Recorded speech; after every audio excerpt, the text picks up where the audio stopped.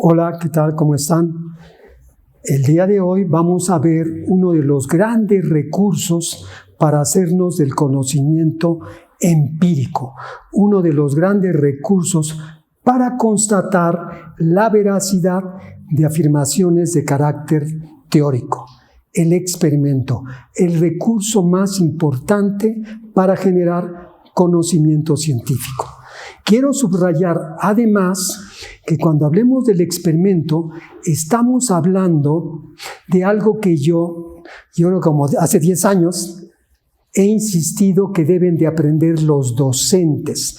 Cuando hablemos del concepto de experimento y de las etapas, se van a dar cuenta cómo deben de manejar con precisión el experimentar, porque ustedes cuando prueban una estrategia, cuando prueban un proceder con sus grupos de alumnos, están esquemáticamente experimentando, pero será importante que tengan conciencia de esto para que sea de mayor provecho. No solo como un recurso de investigación, sino como un recurso para una práctica profesional que va constatando la veracidad lo equivocado de sus creencias. ¿De acuerdo? Vamos a ver el experimento. Este forma parte de la segunda parte del taller y es uno de los recursos para saber de lo empírico. El recurso más importante, recuerden, es observar. Si no logramos el conocimiento a partir de la observación, con simplemente mirar los objetos, tenemos, dirán los expertos, que interrogar a la realidad, mandar un estímulo para ver cómo responde la realidad. Eso esquemáticamente es un experimento, pero vamos a ver en qué consiste. Veamos el concepto en el que voy a ir dando énfasis en ciertas particularidades. Lo vamos a llamar el método experimental. De esta manera queda designado como ese gran recurso del hacer de la ciencia para conocer la realidad.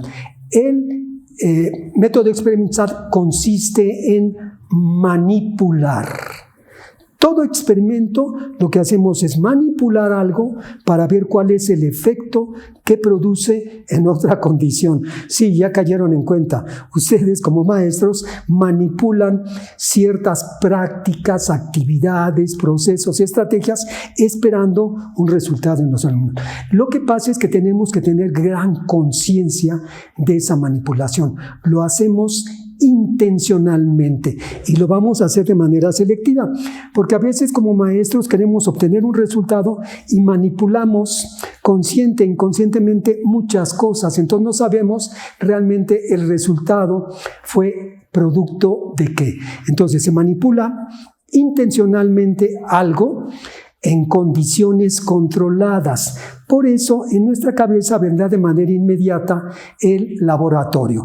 Es muy fácil experimentar en física, química, biología. Bueno, no muy fácil, pero es más fácil controlar las condiciones. Y entonces yo quiero ver si un abono funciona para cultivar tomatitos, cuál es el mejor, y puedo poner las plantas de la misma especie, en la misma cantidad de tierra, la misma humedad, en mismas horas de sol, las mismas condiciones, solo varía el abono. Eso es controlar el mayor número de variables, procurando ver que el efecto sea de aquella o aquellas que yo manipulé. Y se tiene que hacer una vez y otra vez, y otra vez, esta vez. Esto también lo quiero subrayar porque de repente alguien hace una tesis de licenciatura, de maestría o doctorado y solamente lleva a cabo el experimento una vez. No quiero que lo repita 100 veces, ni 3 siquiera. Lo puede hacer una vez, pero que tome conciencia de que este experimento que yo realicé se dio este resultado. Puede ser que otro lo haga y no obtenga los mismos resultados. Se requerirá que muchos lo hagan para ver si es cierto que da ese resultado. Pero uno es completamente absurdo querer afirmar que tiene para siempre, para todos ese resultado. Mucho cuidado, solo sean muy cautos en decir lo que encontraron en el experimento que llevaron a cabo. ¿De acuerdo? En el experimento lo que vamos a querer ver es cuál es el efecto de una variable en otra. ¿Qué va a hacer una variable? ¿Cómo vamos a conceptualizar una variable? La variable es aquello que resulta de mi interés, la lectura de comprensión, el pensamiento matemático, el trabajo colaborativo. Hay algo que resulta de mi interés. Entonces, en esta lógica eminentemente cuantitativa, las variables son cuantitativas y también tienen lugar en lo tecnológico. Las variables tienen lugar en lo cuantitativo y en lo tecnológico. Fuera de lugar querer hablar de variables en lo cualitativo. La variable estamos recortando la realidad, estamos simplificando la realidad y entonces escojo un evento de mi interés y trato de ver qué tengo que hacer para que ocurra aquello que yo quiero, qué tengo que manipular para lograr lectura de comprensión en mis alumnos. Entonces, una variable es aquel atributo que resulta de mi interés que yo voy a manipular conscientemente en diferentes intensidades y dimensiones, esperando ver cuál es su efecto. Entonces, la variable la manipulo y tanto esa, la que manipulo, como la otra, tienen que ser medidas. Medición es cuando hay parámetros fijos. Todo el sistema métrico decimal mide. Hay variables cuantitativas. Lo hemos señalado en un video sobre la hipótesis. Variable cuantitativa es aquella que puede ser medida. Variables cualitativas no pueden ser medidas, no hay parámetros fijos, sino que tienen que ser evaluadas. Y tenemos que identificar o diseñar aquel recurso, test o prueba para medir las variables, evaluar las variables cualitativas. Esas son las variables. Es muy importante tener conciencia de esto. Vamos a ver esquemáticamente en qué consiste un experimento. Yo manipulo una condición para ver qué efecto tiene esa en otra condición. En realidad, cuando estoy manipulando una condición, se manipulan muchas cosas al mismo tiempo. Si yo estoy llevando a cabo con los alumnos un nuevo proceder, desde mi actitud, mi confianza, mi relación con los alumnos, también está siendo manipulado. Sí, claro, nosotros sabemos que hay algunos con los que nos caen bien, otros que no nos caen bien, con los que tenemos más cercanía, todo eso se manipula en el experimento, pero lo deseable es que identifiquemos qué es lo que manipulamos y cuál es su efecto. Aquella variable que manipula el investigador con I, le vamos a llamar, la que manipula se llama variable independiente. Quiero que hagan esta asociación para con mayor facilidad leer un enunciado y determinar cuál es la variable independiente y la variable dependiente. No todos los experimentos tienen una variable independiente y dependiente. También hay experimentos descriptivos en los que se trata de identificar solo las características de los objetos. ¿Qué metales son más resistentes y qué metales son menos resistentes? Solo quiero ver sus características, no quiero establecer relación causa-efecto, no quiero saber por qué son más resistentes y por qué son menos. No, solo quiero ver cuáles son más resistentes y cuáles son menos resistentes. Cuáles conducen mejor la electricidad y cuáles conducen con menor calidad la electricidad. Mucho cuidado. No solo hay experimentos con variable independiente y dependiente, también hay descriptivos y correlacionales.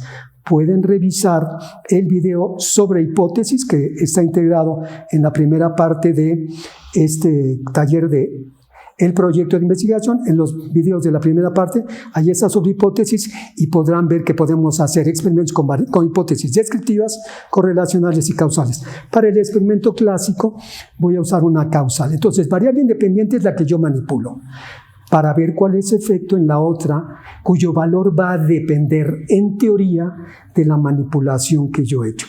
Eso es una relación causal que es esencial para lograr explicar y después predecir. La gran preocupación de la ciencia es determinar cuál es la causa relevante que produce un efecto. ¿Cuál es la causa relevante? Porque el efecto son muchas causas, pero ¿cuál es la más relevante? ¿O cuál conjunto de causas es la más relevante? Si yo quiero investigar esta relación en un experimento, lo que voy a hacer es procurar controlar que no incida ninguna otra variable. Entonces voy a procurar que lo que yo manipule sea lo único que sufre cambios. Estrategia. Los alumnos en teoría tienen que tener la misma alimentación, el mismo número de horas de estudio, el mismo número de descanso, de ejercicio. En teoría lo único que va a ser significativamente diferente es esa manipulación de esa variable. Eso es lo que procuraré en un experimento. Hay cosas que no están explicadas y que yo he visto muchas veces en trabajos que se hacen en el campo de la educación y que tenemos que mirar. Cuando yo manipule una variable independiente, es muy importante que yo me percate con claridad de cuál es la dosis. Es decir, dicen, para que los alumnos desarrollen el pensamiento matemático, que hagan ejercicios de cálculo. ¿Cuántos y durante cuánto tiempo? Para que haya trabajo colaborativo, los alumnos deben de interrelacionarse y saber cuánto, apoyado en la teoría, cuál es la dosis. Puede ser que yo pruebe algo y pruebo una estrategia para lectura y comprensión durante un mes y digo, no funcionó. No funcionó porque estaba mal la estrategia o porque la dosis no fue la suficiente. Se requerían o más ejercicios o más tiempo. Antes de hacer el experimento tengo que determinar claramente cuál es la dosis. Y otro punto también muy importante, ¿cuál es el tiempo de reacción? Yo doy esos ejercicios y al otro día ya saben, ¿tienen lectura de comprensión? No, yo debo de haber hecho, doy esos ejercicios y al cabo de 1 o 2 meses ya logran la lectura de comprensión. Es muy importante desde lo teórico determinar estas dos condiciones para que no echemos a perder variables independientes que fallaron no por la variable, sino porque nunca tuvimos conciencia de la dosis y el tiempo que teníamos que esperar de reacción. Determinado esto, entonces manipulamos claramente nuestra variable independiente para ver cuál es el efecto en la variable dependiente. Puede ser que aparezca algo que produzca un efecto en la variable dependiente y que altere el resultado, pero no como consecuencia de la variable dependiente. Yo de repente llevé a cabo un ejercicio y no resultó lo que yo quería. Si me pongo a analizar y a revisar por qué no resultó, es probable que descubra qué fue lo que incidió. A veces no lo descubro y sabré, es inexplicable, no sé por qué no obtuve eso, pero a veces puedo descubrir que hubo una condición o varias que alteraron el resultado. Si yo las identifico, a esto le llamaré variable extrañas. Las variables extrañas son aquellas que participan, alteran los datos y yo identifico. Si no las identifico, nunca sabré, pero es posterior al experimento que yo veo que algo pasó y logro identificarlo, se llama variable extraña. Si no lo logro identificar, digo, esto es inexplicable y a lo mejor alguien lo puede identificar. Para llevar a cabo un experimento, se aconseja que procuremos, dentro de lo posible, si se puede en un grupo de maestros. Ustedes como maestros sí lo pueden hacer, consigan integrarse en grupos de 3 o 4 para que tengan estos participantes. Cuando se hace, se requieren participantes deseables, que haya el investigador. El investigador es el que idea cómo debe de llevarse a cabo el experimento. Pero si tú, esto es cuestionado por muchos filósofos del experimento, dicen, si tú ideas el experimento y si tú llevas a cabo el experimento, vas a querer que resulte, vas a incidir en eso y a lo mejor vas a alterar para que resulte lo que tú quieres. Lo deseable es que tú lo diseñes, pero consigas que sea otro el que sea el experimentador, el que lo lleve a cabo. No eres tú. Busca que otro maestro lo lleve a cabo, que no sepa que se está probando. Estoy haciendo una investigación y quiero ver el resultado de esta manipulación de esta variable, de esta nueva estrategia, de este nuevo proceder. Pero no lo sabe él, ni lo saben los alumnos. Entonces, es cuando se llama que hay un experimento de ciego, es porque los alumnos no saben de qué se trata. Doble ciego es porque el experimentador tampoco lo sabe. Es una condición deseable. Otro integrante deseable es el observador. Un maestro va a llevar a cabo el experimento y yo no lo voy a estar presente ahí porque lo contaminaría. Puedo conseguir que 1 o 2 alumnos, tenemos alumnos brillantes. En primaria tenemos alumnos brillantes. Les demos las indicaciones de qué es lo que tiene que observar. Le digamos, el maestro tiene que dar estas instrucciones, tiene que dar este tiempo, tiene que permitir esto. Un alumno va a vigilar que eso ocurra. Y a lo mejor le decimos al maestro, o no, según lo deliberemos nosotros, que él va a estar como observador para que se lleve a cabo el tratamiento y el experimento como nosotros lo hemos diseñado. Ese será el observador, aseguraremos que pase lo que hemos diseñado. Uno más, el evaluador, el que hace una evaluación al principio de las condiciones iniciales y otro de las condiciones finales. Estamos procurando controlar todo lo más posible. Observen cómo si idean este tipo de ejercicios no solo mejorarán su práctica, sino es muy probable que aporten al conocimiento disponible, ¿de acuerdo? Otro consejo más sobre llevar a cabo un experimento es que es recomendable que ustedes tengan un grupo experimental.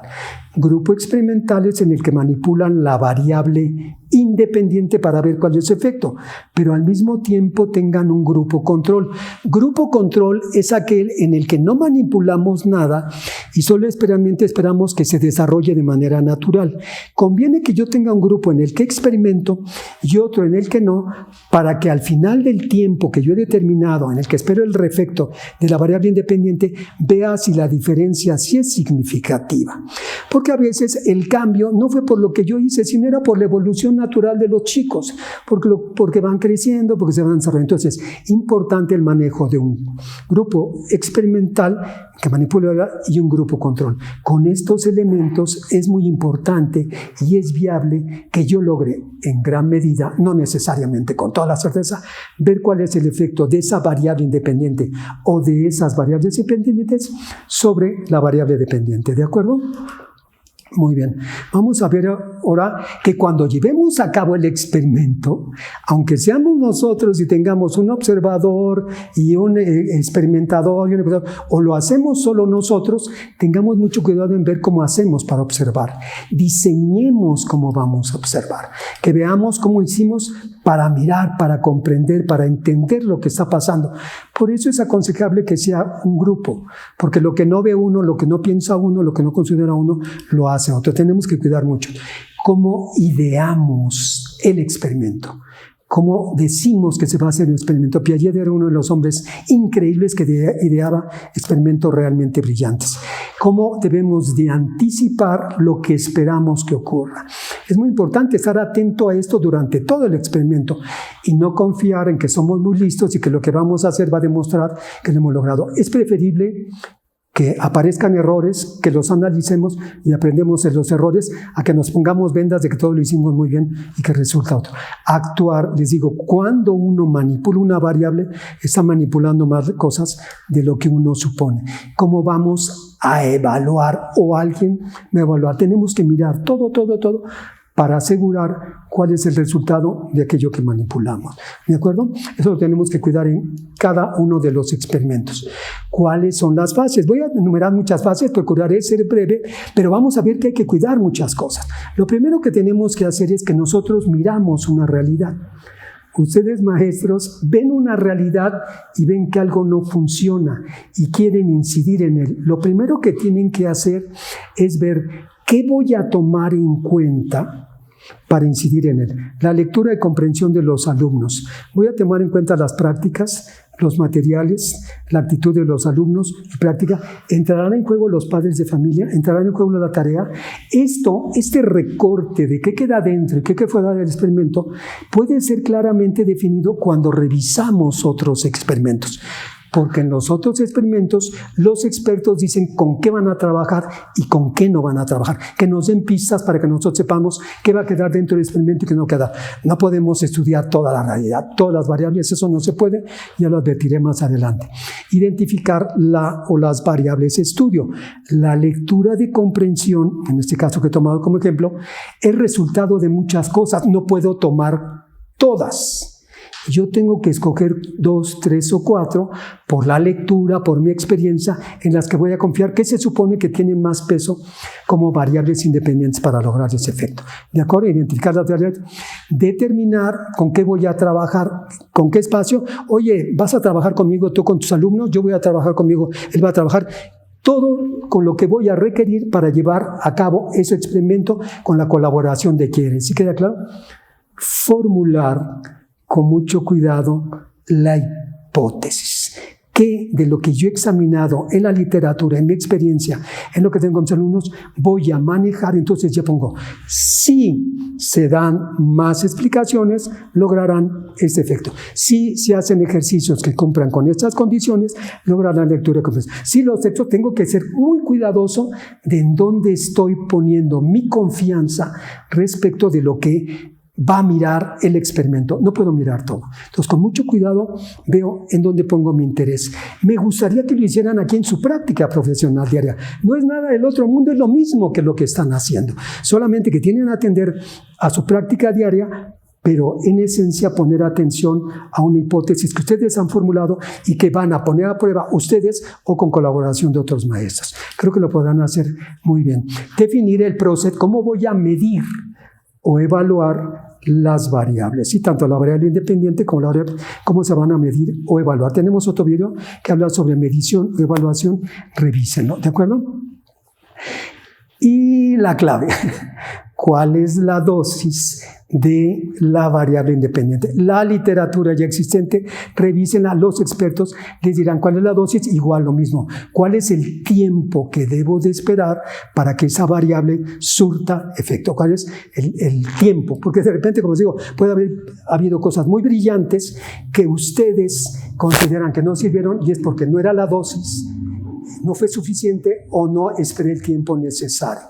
Con esos elementos diseño cómo se va a llevar a cabo el experimento. Si va a haber observador, cuáles van a ser los alumnos, cuál es el grupo control, cuál es el grupo experimental.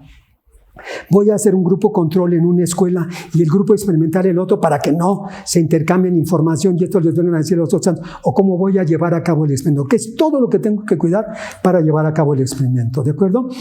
¿Quiénes van a hacer? Si va a ver el caso, ¿quiénes van a hacer los control y quiénes van a hacer el experimental?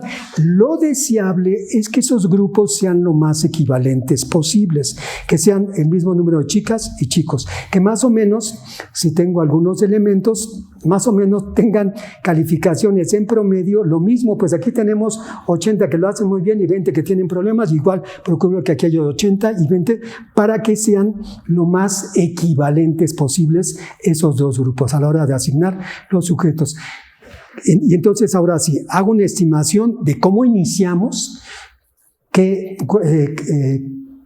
puntuación tiene la variable dependiente, la variable independiente, después realizo el experimento, cuidando que se lleve como fue diseñado. Si hay necesidad de hacer algún cambio, se registra y se reporta que se hizo una adaptación.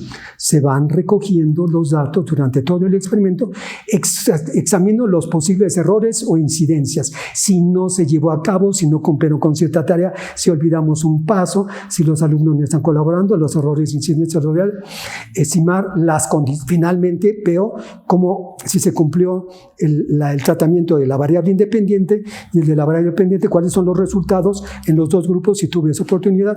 Proceso los datos, inferir la condición de la hipótesis. Se acepta, se rechaza, no pasa nada, se puede aceptar o se puede rechazar.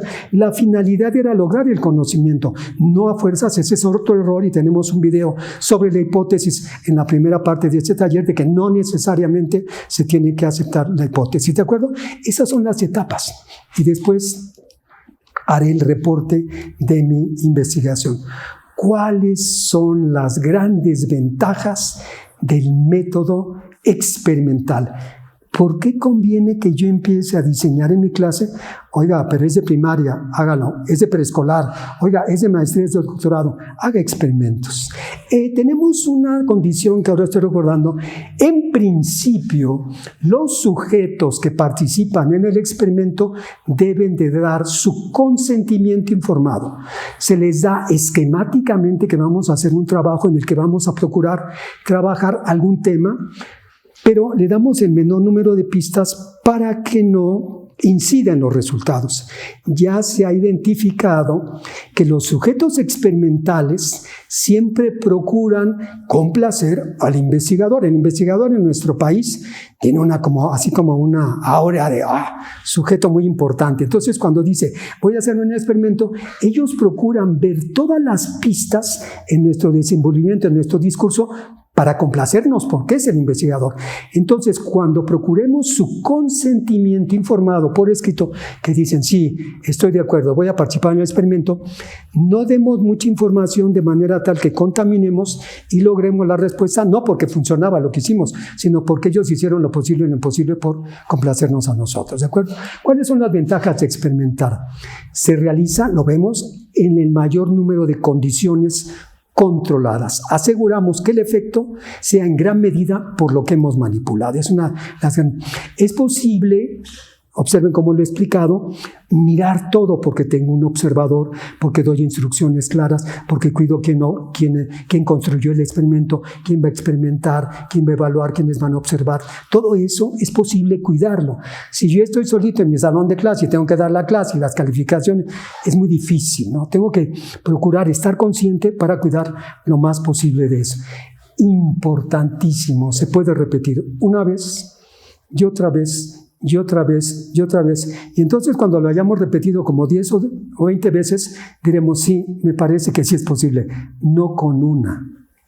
Porque además el gran riesgo es que, probando uno, en la ciencia se tiene un concepto que se llama el experimento crítico, creyendo que un experimento valida una teoría.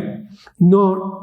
Se maneja el concepto, hay quien lo propone, pero no hay un experimento que valide una teoría, porque puede aparecer más adelante otro que haga repensar, y ese otro que se pruebe varias veces y que muchas veces demuestre que estábamos equivocados. Entonces, un experimento no es suficiente, deben de ser muchos para fortalecerlo, pero pueden empezar a aparecer otros que lo debiliten. Entonces, lo importante es ejercitar ese proceso de saber más de lo que estamos haciendo, pero el experimento se puede repetir varias veces. Otra de los grandes atractivos del experimento es viable variar sistemáticamente de manera ordenada una condición. Entonces una condición es, ahora les di muchos ejercicios y poca teoría.